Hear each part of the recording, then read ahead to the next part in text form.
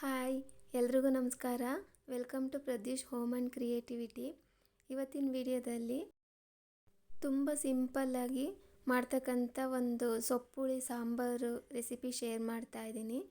ಅನ್ನದ ಜೊತೆ ತಿನ್ನೋದಕ್ಕೆ ತುಂಬಾ ಚೆನ್ನಾಗಿರುತ್ತೆ. ಹಾಗಿದ್ರೆ ಹೇಗೆ ಮಾಡೋದು ಅಂತ ನೋಡೋಣ. ಮೊದಲಿಗೆ ನಾನಿಲ್ಲಿ ಒಂದು ಕುಕ್ಕರ್ ಇಟ್ಕೊಂಡು ಅದಕ್ಕೊಂದು 3 ಗ್ಲಾಸ್ನಷ್ಟು ನೀರು ಸೇರಿಸಿ ಕುದಿಯೋಕೆ ಇಟ್ಟಿದ್ದೀನಿ. ನೀರು ಸ್ವಲ್ಪ ಕುದಿಬೇಕು. ಅಷ್ಟರಲ್ಲಿ 2 ಕಪ್ನಷ್ಟು ತೊಗರಿಬೇಳೆ ತೊಗೊಂಡಿದ್ದೀನಿ ನಾನಿಲ್ಲಿ. ಬೇಳೆನ ಚೆನ್ನಾಗಿ 2 ಸಲ ತೊಳ್ಕೊಂಡು ಅದಕ್ಕೆ ಬೇಳೆ ಮುಳುಗೋ ಅಷ್ಟು ನೀರು ಸೇರಿಸಿ ಇಡ್ತಾಯಿದ್ದೀನಿ. ನೀರು ಕುದಿಯೋವರೆಗೂ ಬೇಳೆ ಸ್ವಲ್ಪ ನೆನೆದ್ರೆ ಸಾಕಾಗುತ್ತೆ. ತುಂಬ ಹೊತ್ತು ನೆನೆಯೋದೆಲ್ಲ ಏನು ಬೇಕಾಗಿಲ್ಲ. ಹಾಗೆಯೇ ಬೇಳೆ ನೆನೆಸಿಟ್ಟು ಒಂದು ಸ್ವಲ್ಪ ದಂಟಿನ ಸೊಪ್ಪು ತೊಗೊಂಡಿದ್ದೀನಿ ಇಲ್ಲಿ ಈ ಥರದ್ದು. ನೀವು ಪಾಲಕ್ ಸೊಪ್ಪು, ದಂಟಿನ ಸೊಪ್ಪು ಯಾವ್ದು ಬೇಕಾದ್ರೂ ತೊಗೋಬೋದು. ನೋಡಿ, ಇವಾಗ ನೀರು ಕುದೀತಾ ಇದೆ. ನಾನು ತೊಳೆದಿಟ್ಕೊಂಡಿರ್ತಕ್ಕಂಥ ಬೇಳೆ ಸೇರಿಸ್ಕೊಳ್ತಾ ಇದ್ದೀನಿ. ಬೇಳೆ ಸೇರಿಸಿ ಮತ್ತೆ ಕುದಿಯೋವರೆಗೂ ಬಿಡೋಣ. ಇವಾಗ ಕುದೀತಾ ಇದೆ. ಈ ಟೈಮ್ನಲ್ಲಿ ನೋಡಿ, ನೊರೆ ಎಲ್ಲ ಬರ್ತಾ ಇದೆ. ಬೇಳೆ ಕುದಿಯೋಕ್ಕೆ ಸ್ಟಾರ್ಟ್ ಆಗಿದೆ. ಬೇಳೆ ಸ್ವಲ್ಪ ಒಂದು 5 ನಿಮಿಷ ಕುದ್ಮೇಲೆ 1 ಸ್ಪೂನ್ನಷ್ಟು ಜೀರಿಗೆ, 1/4 ಸ್ಪೂನ್ನಷ್ಟು ಅರಿಶಿನ, 2 ಮೀಡಿಯಮ್ ಸೈಜಿಂದ ಈರುಳ್ಳಿನ ಸಣ್ಣ ಸಣ್ಣದಾಗಿ ಹೆಚ್ಕೊಂಡಿದ್ದೀನಿ. ಹಾಗೆ ಹೆಚ್ಚಿಟ್ಕೊಂಡಿರ್ತಕ್ಕಂಥ ದಂಟಿನ ಸೊಪ್ಪನ್ನ ಸಹ ಸೇರಿಸ್ಕೊಂಡು ಒಂದು ಸಲ ಮಿಕ್ಸ್ ಮಾಡಿಬಿಟ್ಟು ಒಂದು 4 ಹಸಿಮೆಣಸಿನ್ಕಾಯಿ, 4 ಟೊಮೆಟೊನ 2 ಪೀಸ್ ಮಾಡಿ ಹಾಕಿದ್ದೀನಿ. ಹಾಗೆ 1 ಸ್ಪೂನ್ನಷ್ಟು ಉಪ್ಪು ಸೇರಿಸ್ಕೊಂಡು ಒಂದು ಸಲ ಮಿಕ್ಸ್ ಮಾಡ್ಕೊತಾ ಇದ್ದೀನಿ. ಒಂದು ಸಲ ಮಿಕ್ಸ್ ಮಾಡಿಕೊಂಡು ಅದಕ್ಕೆ 1 ಸ್ಪೂನ್ನಷ್ಟು ಎಣ್ಣೆ ಸಹ ಹಾಕ್ಕೊಂಡಿದ್ದೀನಿ. ಎಣ್ಣೆ ಹಾಕ್ಬಿಟ್ಟು ಕುದಿಯೋದಕ್ಕೆ ಬಿಡೋಣ. ಕುದ್ಮೇಲೆ ಒಂದು ಸಲ ಕುದ್ದ ಮೇಲೆ ತಿರುಗಿಸ್ಬಿಟ್ಟು ಆಮೇಲೆ ಕುಕ್ಕರು ಲಿಡ್ ಕ್ಲೋಸ್ ಮಾಡಬೇಕಾಗುತ್ತೆ. ತಕ್ಷಣ ಕ್ಲೋಸ್ ಮಾಡೋದಕ್ಕೆ ಹೋಗಬಾರ್ದು. ಕುಕ್ಕರು ಒಂದು 3ರಿಂದ 4 ವಿಸಲ್ ತಗೊಳ್ಳೋಣ. ಚೆನ್ನಾಗಿ ಬೇಳೆ ಟೊಮೆಟೊ ಎಲ್ಲ ಸ್ಮ್ಯಾಶ್ ಆಗೋ ರೀತಿ ಬೆಂದಿರುತ್ತೆ. ನೋಡಿ, ಇವಾಗ 4 ವಿಸಲ್ ತೊಗೊಂಡಿದ್ದೆ ನಾನು. ಕುಕ್ಕರ್ ಪೂರ್ತಿ ತಣ್ಣಗಾದ್ಮೇಲೆ ಓಪನ್ ಮಾಡ್ತಾಯಿದ್ದೀನಿ. ನೋಡಿ, ಬೇಳೆ ಟೊಮೆಟೊ ಎಲ್ಲ ತುಂಬ ಚೆನ್ನಾಗಿ ಬೆಂದಿದೆ. ಮೇಲಿರೋ ನೀರನ್ನೆಲ್ಲ ಸೆಪ್ರೇಟ್ ಮಾಡ್ಕೊಂಬಿಟ್ಟು ಸ್ಮ್ಯಾಶ್ ಮಾಡ್ಕೊಳ್ಳೋಣ. ನೀರು ಜೊತೆನೇ ಸ್ಮ್ಯಾಶ್ ಮಾಡೋದಕ್ಕೆ ಹೋದರೆ ಈಸಿಯಾಗಿ ಆಗೋದಿಲ್ಲ. ನೀರು ಸೆಪ್ರೇಟ್ ಮಾಡಿ ಬೇಳೆ ಟೊಮೊಟೊನೇ ಈ ಥರ ಒಂದು ಸ್ಮ್ಯಾಶರ್ ತಗೊಂಡು ಈ ಥರ ಸ್ಮ್ಯಾಶ್ ಮಾಡ್ತಾ ಹೋದರೆ ಈಸಿಯಾಗಿ ಬೇಗನೆ ಸ್ಮ್ಯಾಶ್ ಆಗುತ್ತೆ. ನೀರಿದ್ದರೆ ಬೇಗ ಆಗೋದಿಲ್ಲ, ಸ್ವಲ್ಪ ಟೈಮ್ ತಗೊಳುತ್ತೆ ಅಷ್ಟೇ. ಈ ಥರ ಮಾಡಿದಾಗ ಸ್ವಲ್ಪ ಬೇಗ ಆಗುತ್ತೆ. ಒಂದು 2ರಿಂದ 3 ಸಲ ಈ ಥರ ಸ್ಮ್ಯಾಶರ್ನಲ್ಲಿ ಸ್ಮ್ಯಾಶ್ ಮಾಡಿಕೊಂಡು ಅದೇ ನೀರನ್ನ ಬಳಸ್ಕೊತಾ ಇದ್ದೀನಿ ನಾನಿಲ್ಲಿ. ಇವಾಗ ಇದು ಸಾಕು.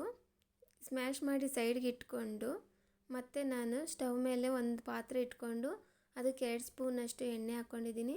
ಹಾಗೆ ಒಂದು ಅರ್ಧ ಸ್ಪೂನಷ್ಟು ಸಾಸಿವೆ, ಒಂದು ಅರ್ಧ ಸ್ಪೂನ್ ಜೀರಿಗೆ, ಒಂದು 4 ಬ್ಯಾಡಗಿ ಮೆಣಸಿನ್ಕಾಯಿ ಪೀಸು, ಹಾಗೆ ಒಂದು ಅರ್ಧ ಸ್ಪೂನಷ್ಟು ಇಂಗು ಮತ್ತು ಸ್ವಲ್ಪ ಕರಿಬೇವಿನ ಸೊಪ್ಪು ಸಹ ಸೇರಿಸ್ಕೊಂಡು ಫ್ರೈ ಮಾಡ್ಕೊಂಡಿದ್ದೀನಿ. ಹಾಗೆ ಎಣ್ಣೆಗೆ 1.5 ಸ್ಪೂನಷ್ಟು ಸಾಂಬಾರು ಪೌಡ್ರು, 1 ಸ್ಪೂನಷ್ಟು ರೆಡ್ ಚಿಲ್ಲಿ ಪೌಡ್ರನ್ನು ಸಹ ಸೇರಿಸ್ಕೊಂಡಿದ್ದೀನಿ. ಈ ಥರ ಎಣ್ಣೆಗೆ ಸೇರಿಸಿ ನಾವು ಫ್ರೈ ಮಾಡಿದಾಗ ಮದುವೆ ಮನೆಯಲ್ಲೆಲ್ಲ ಅನ್ನ ಸಾಂಬಾರು ಕೊಡ್ತಾರಲ್ಲ, ಅದೇ ಟೇಸ್ಟ್ ಬರುತ್ತೆ. ಕಲ್ಲರು ಸಹ ಚೆನ್ನಾಗಿರುತ್ತೆ. ಹಾಗೆ ಟೇಸ್ಟೂ ಸಹ ತುಂಬಾ ಚೆನ್ನಾಗಿರುತ್ತೆ. ಎಣ್ಣೆಗೆ ಪೌಡ್ರ್ ಹಾಕಿ ಫ್ರೈ ಮಾಡುವಾಗ ಫ್ಲೇಮ್ನ ಕಡಿಮೆ ಫ್ಲೇಮ್ನಲ್ಲೇ ಇಟ್ಕೊಂಡಿರಬೇಕು. ತುಂಬ ಜಾಸ್ತಿ ಆದರೆ ಅದೆಲ್ಲ ರೋಸ್ಟ್ ಆಗಿಬಿಟ್ಟು ಟೇಸ್ಟೇ ಡಿಫ್ರೆಂಟ್ ಆಗಿಬಿಡುತ್ತೆ, ಚೆನ್ನಾಗಿರೋದಿಲ್ಲ.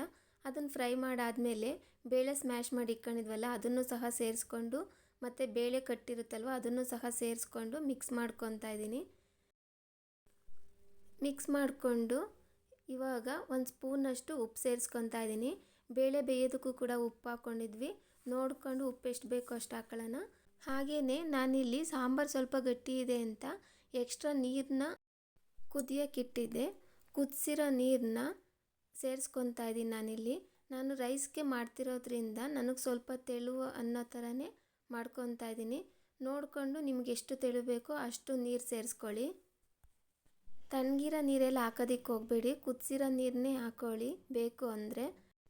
ರೈಸ್ಗಾದರೆ ಇಷ್ಟು ಕನ್ಸಿಸ್ಟೆನ್ಸಿ ಸಾಕಾಗುತ್ತೆ. ಇದು ಸ್ವಲ್ಪ ಚೆನ್ನಾಗಿ ಒಂದು 5ರಿಂದ 10 ನಿಮಿಷ ಕುದಿಬೇಕಾಗುತ್ತೆ. ಇದು ಚೆನ್ನಾಗಿ ಕುದ್ದಿ ನೊರೆ ಎಲ್ಲ ಕಡಿಮೆ ಆಗುತ್ತೆ, ಅಲ್ಲಿವರೆಗೂ ಕುದಿಬೇಕಾಗುತ್ತೆ. ಇವಾಗ ಇದನ್ನು ಚೆನ್ನಾಗಿ ಒಂದು ಮಿಕ್ಸ್ ಮಾಡಿಕೊಂಡು ಕುದಿಯೋದಕ್ಕೆ ಬಿಡ್ತಾ ಇದ್ದೀನಿ ನಾನು. ನೋಡಿ, ಇವಾಗ ಕುದೀತಾ ಇರೋ ಟೈಮ್ನಲ್ಲಿ ಲಾಸ್ಟಲ್ಲಿ ಸ್ವಲ್ಪ ಕೊತ್ತಂಬರಿ ಸೊಪ್ಪನ್ನು ಸಹ ಸೇರಿಸ್ಕೊಂಡಿದ್ದೀನಿ. ತುಂಬ ಸಿಂಪಲ್ಲಾಗಿ ಈಸಿಯಾಗಿ ಮಾಡ್ಕೊಬೋದು. ಅನ್ನದ ಜೊತೆಗೆ ತುಂಬಾ ಚೆನ್ನಾಗಿರುತ್ತೆ. ರುಬ್ಬೋದೆಲ್ಲ ಏನೂ ಇರೋದಿಲ್ಲ, ಕ್ವಿಕ್ಕಾಗಿ ಆಗಿಬಿಡುತ್ತೆ. ಹಾಗೆ ಈ ಟೈಮ್ನಲ್ಲಿ ನಾನು ಒಂದು 3 ಸ್ಪೂನಷ್ಟು ಹುಣಸೆ ರಸ ಸಹ ಸೇರಿಸ್ಕೊತಾ ಇದ್ದೀನಿ. ಬೇಳೆ ಜೊತೆ ಟೊಮೆಟೊ ಸಹ ಹಾಕಿದ್ವಿ, ಆದರೂ ಸ್ವಲ್ಪ ಹುಳಿ ಕಡಿಮೆ ಇರುತ್ತೆ ಅಂತ ಒಂದು ಸ್ವಲ್ಪ ಹುಣಸೆ ರಸ ಸೇರಿಸ್ಕೊತಾ ಇದ್ದೀನಿ. ಈ ಮದುವೆ ಮನೆಯಲ್ಲೆಲ್ಲನ ರೈಸ್ ಜೊತೆ ಕೊಡ್ತಾರಲ್ವ ಸಾಂಬಾರು, ಅದೇ ಟೇಸ್ಟ್ ಇರುತ್ತೆ ಈ ಮೆಥಡ್ನಲ್ಲಿ ಮಾಡಿದ್ರೆ. ಇದಕ್ಕೆ ನೀವು ಬೇಕು ಅಂದರೆ ನುಗ್ಗೆಕಾಯಿನೂ ಸಹ ಸೇರಿಸ್ಕೊಬೋದು, ಅದು ಕೂಡ ಇನ್ನೂ ತುಂಬಾ ಚೆನ್ನಾಗಿರುತ್ತೆ ಟೇಸ್ಟು. ನಾವು ಹೊರ್ಗಡೆ ಎಷ್ಟೇ ವೆರೈಟಿ ಫುಡ್ ತಿಂತೀವಿ ಅಂದ್ರೂ ಸಹ ಮನೇಲಿ ಈ ಥರ ಬೇಳೆ ಸಾಂಬಾರು ಅನ್ನ ತಿಂದ್ರೇ ತೃಪ್ತಿ ಅನಿಸುತ್ತೆ. ನಮ್ಮ ಇಂಡಿಯನ್ ಪೀಪಲು, ನಮ್ಮ ಇಂಡಿಯನ್ ಕಲ್ಚರೇ ಹಾಗೆ ಅಲ್ವಾ. ಟ್ರೆಡಿಷನಲ್ ಊಟ ಅಂದರೆ ಎಲ್ಲರೂ ಇಷ್ಟಪಟ್ಟೇ ಪಡ್ತಾರೆ. ಹಾಗೆ ಬೇಳೆ ಸಾರು ಅನ್ನ ಅಂದ್ರೂ ಸಹ ಅದ್ಭುತವಾಗಿ ಇರುತ್ತೆ. ನೋಡಿ, ಇವಾಗ ಚೆನ್ನಾಗಿ ಕುದ್ದಿದೆ, ಆಗಿದೆ. ನಾನು ಫ್ಲೇಮ್ ಆಫ್ ಮಾಡಿದ್ದೀನಿ. ಇವಾಗ ಇದನ್ನು ಸರ್ವ್ ಮಾಡ್ತಾ ಇದ್ದೀನಿ. ಬಿಸಿ ಬಿಸಿ ಅನ್ನ, ಬಿಸಿ ಸಾಂಬಾರು ಜೊತೆಗೆ ಸ್ವಲ್ಪ ಮೊಸರು, ಉಪ್ಪಿನಕಾಯಿ, ಹಪ್ಪಳ ಈ ಥರ ಎಲ್ಲ ಬಡಿಸಿದ್ರೆ ತಿಂತಾಯಿದ್ರೆ ತುಂಬಾ ಚೆನ್ನಾಗಿರುತ್ತೆ.